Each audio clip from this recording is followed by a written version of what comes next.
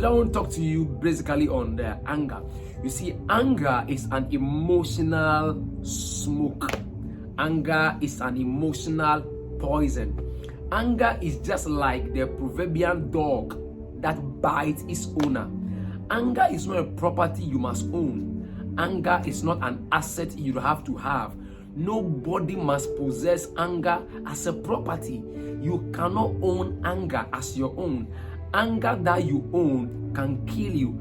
Anger is one of the assets or properties or possession that the owner will be destroyed by itself.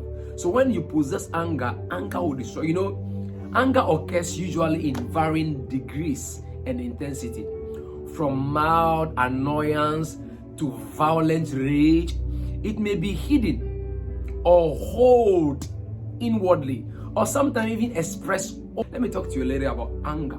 That's why you must attend the executive masterclass, which is coming up on the 20th of August. You see, anger occurs in varying degrees and intensity, either from mild annoyance to violent rage.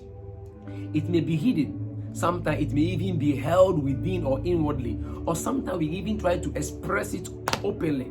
It can be short duration, coming in and going, or going quickly.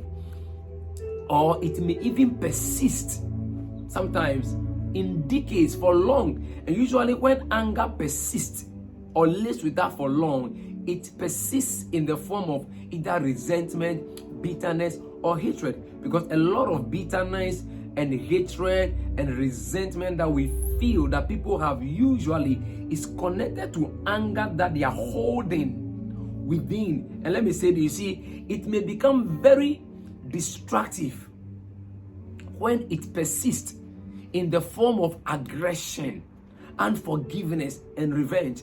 When the anger graduates and metamorphoses from just bitterness, resentment, and hatred, it becomes very aggressive, and then it comes in the form of unforgiveness, resentment, and revenge. Most of you, the revenge you want to have on somebody, the aggression you have, the unforgiveness, they all stem from the anger you were holding and you were suppressing within you in the form of either bitterness, resentment, or unforgiveness. You understand? That's one. And here's the case. There are three basic ways people try to deal or react to anger. Some will try to do what we call the medium of repression. Some also use the medium of what we call expression. Some also use the medium of what? Releasing. Now, the first way, which is not good, people try to deal with anger, is try to call repression.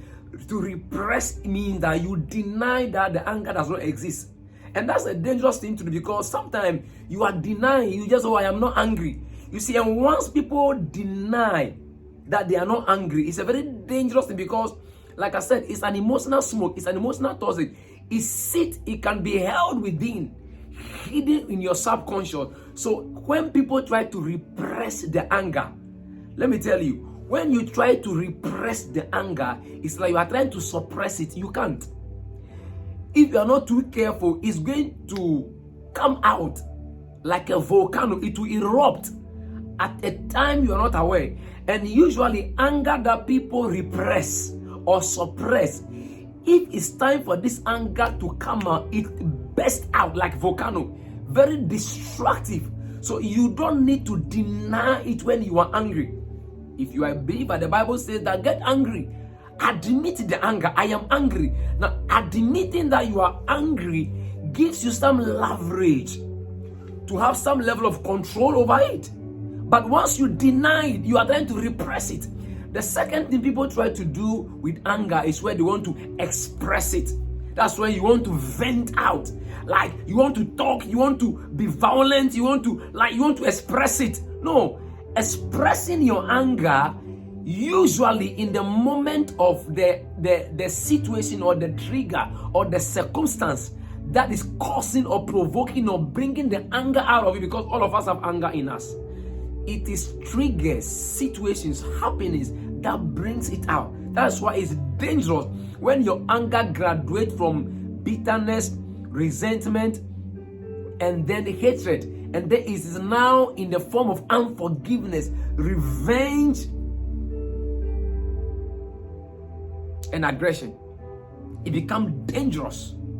So people don't know that usually all this bitterness, resentment, hatred, they graduate. You see, your bitterness will graduate into what you call unforgiveness.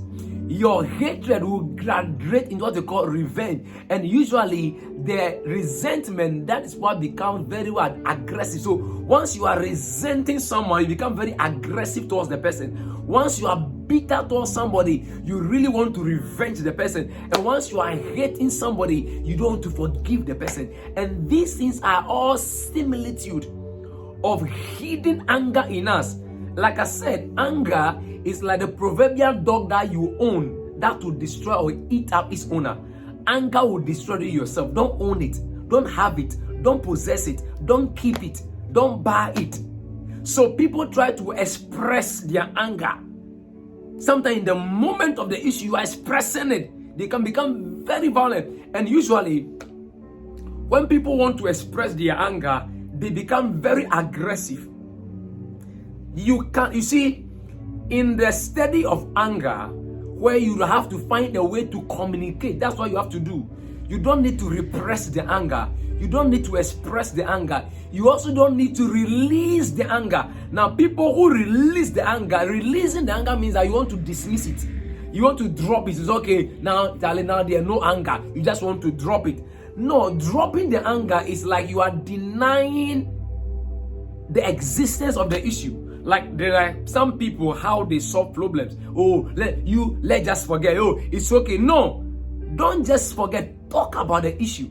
That's where when you are dealing with the concept of misunderstanding or problem solving or conflict management, people try to just ignore. It's okay. It's okay. No, don't ignore it. Don't deny it. That's why we tell people that even hope and faith doesn't deny the existence of the issue, but rather you have faith and believe in the existence of the solution. So when I am saying that I know it is okay, I am not denying the problem. I am rather expecting and emphasizing the existence of the solution. Anger must be communicated. You must communicate it. How do you communicate anger? Your anger. Because communicating the anger allows you to have control, mastery, and take the anger even to learn and better yourself, because some level of anger is necessary.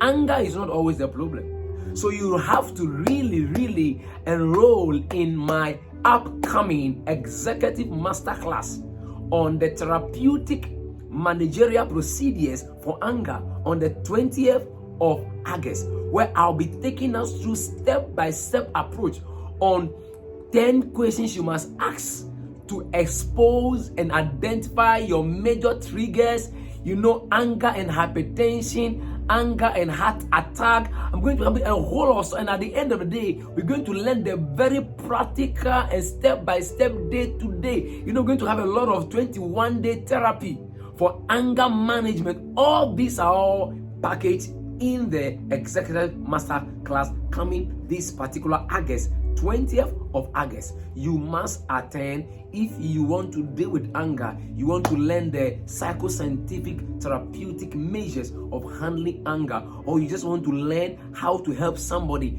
Are you battling with anger? Do you have anger as a weakness? Because anything that is your weakness will become your major falling point. You are only as strong in your weakest area. So if anger is your weakest area, that's your last point. Enroll in that class. I am your master coach, Apostle Theophilus Jeffries. I'll catch you up where we explore all the dynamics and all the ways to handle anger. God bless you.